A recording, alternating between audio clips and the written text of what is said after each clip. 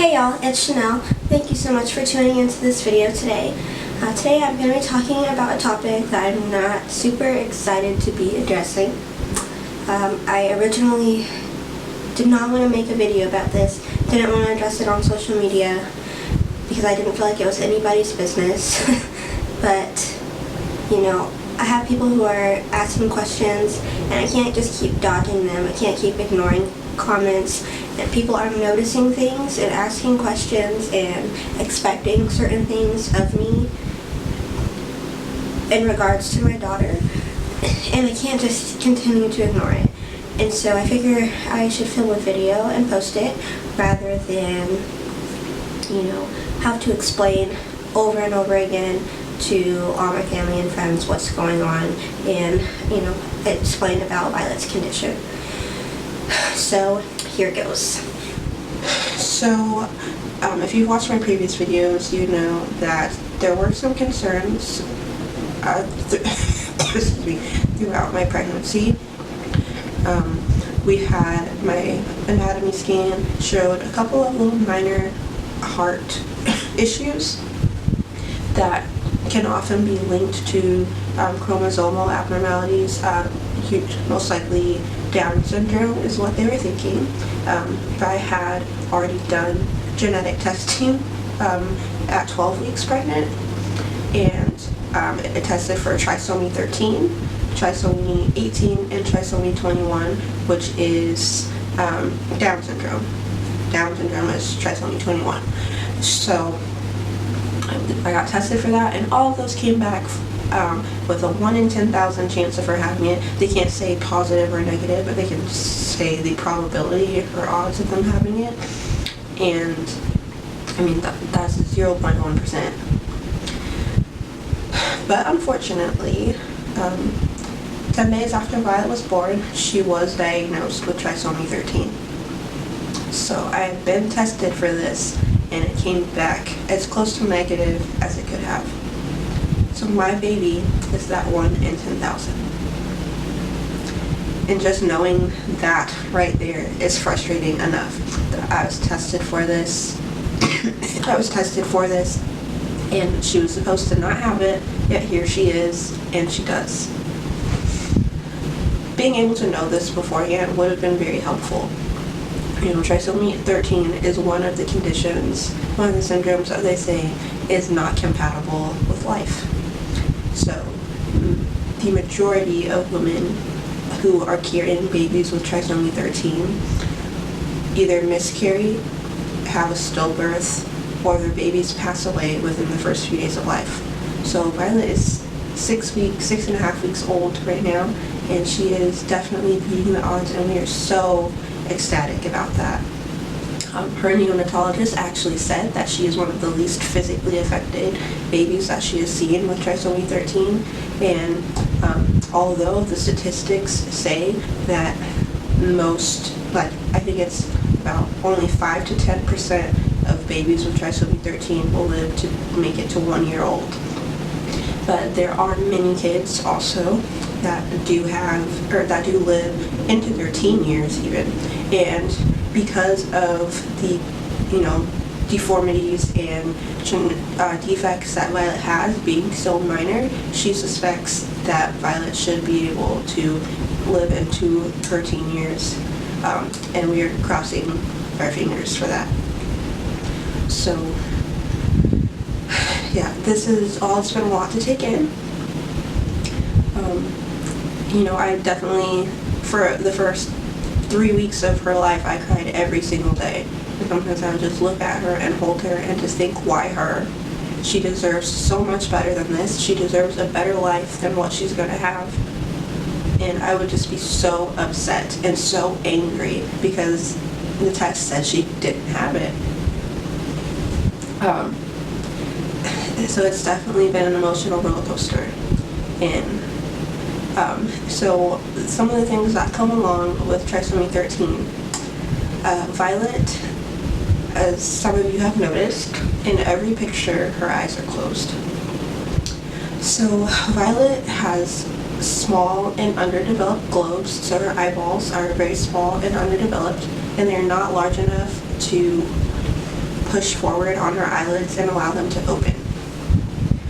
So she is likely going to have prosthetics to push her eyelids forward and open her eyes, and also just to make sure that as her face grows, the shape of her eye sockets and everything is growing with them, so that her face looks more normal.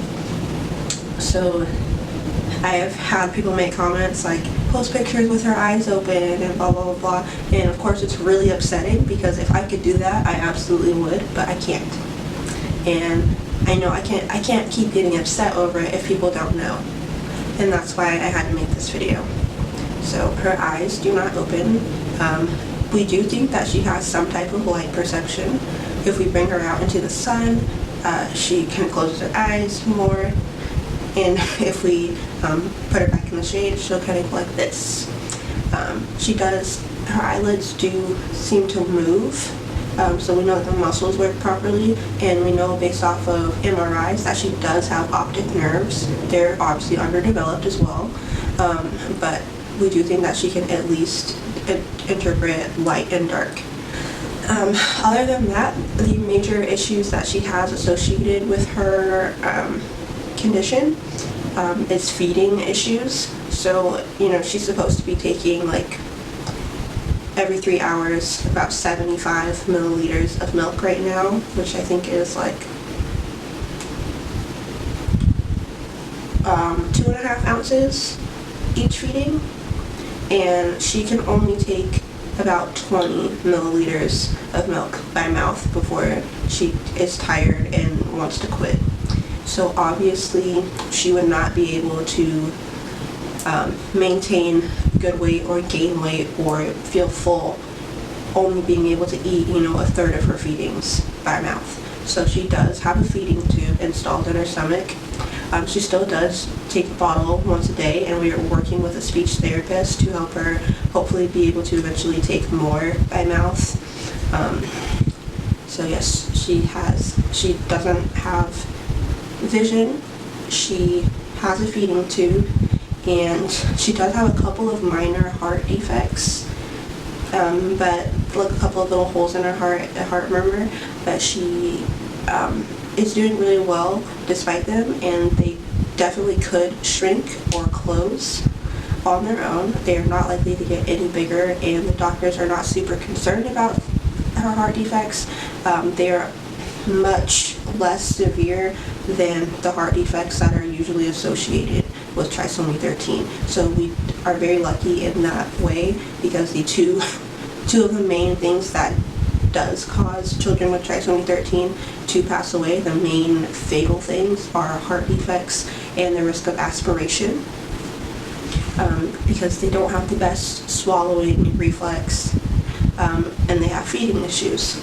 And so that's another thing. Violet did have another surgery called a fundoplication, where they wrapped the top muscle of her stomach a little bit tighter, because she was having severe reflux, vomiting with every feeding.